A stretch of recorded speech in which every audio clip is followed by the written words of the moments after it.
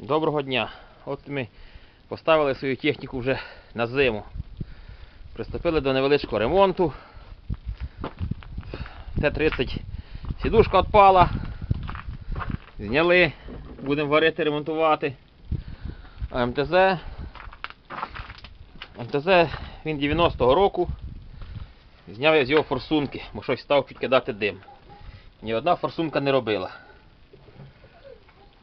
Поміняли розпилителі, топливний насос зачіпати поки не буду. А це крило треба підварити, зняли. Таке всяке. Ще пустив циліндр. Треба робити циліндра. А так, тормоза поганенькі. А так вроді ще все справне.